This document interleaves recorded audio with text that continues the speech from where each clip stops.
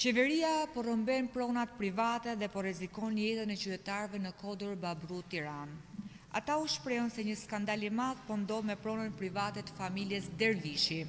Pronat me numër 173-174 të njohura nga kadastra si pronë e kësaj familjeje janë kaluar te Ministria e Mbrojtjes për llogarit kompanisë Kajo, pa transparencë, pa sqarim publik dhe pa respekt për drejtën kushtetuese të pronës.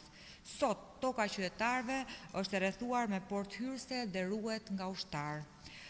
Pronarët ndalohen të hyjnë në pronën e tyre.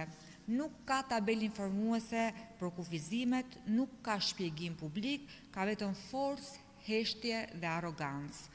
Dhe si të mos mjaftonte kjo, sipas denoncuesve, vetëm 5 metra larg banesave të tyre po ndërtohet një fabrikë municionesh për demontimin e armëve, një aktivitet me rrezikshmëri të lartë që sipas standardeve të sigurisë kërkon të paktën një distancë prej 1.5 kilometrash nga banesat.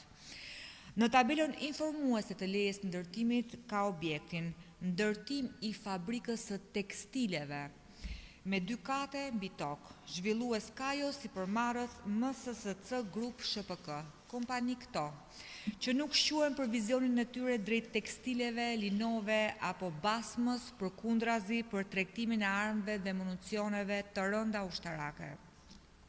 Nëse aty vërtet do të ndërtohet një fabrik armësh, atëherë kemi të bëjmë me një mashtrim të hapur publik dhe me fshehje të qëllimshme të natyrës së projektit.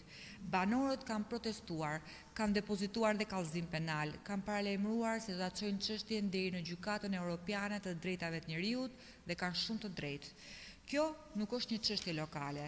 Kjo është një provë e një modeli qeverisjeje që shkel pronën private, përdor institucionet e sigurisë për të friksuar qytetarët dhe vendos interesa të dyshimta mbi jetën e qytetarëve shqiptar. Askush nuk ka mandat për të grabitur pronën e qytetarëve. Partia Demokratike qëndron në krah të tyre dhe kërkon hetim të plotë dhe transparent, pezullim të menjëhershëm të punimeve dhe rikthim te ligjshmëria. Nëse shteti nuk mbron qytetarët e tij, atëherë qytetarët do të mbrojnë vetveten me çdo mjet që parashikon ligji. Prandaj, për këto arsye dhe shumë të tjera, të gjithë së bashku në një zet shkurt i japim Edi Ramës dhe qeverisë së tij atë që meriton. Faleminderit.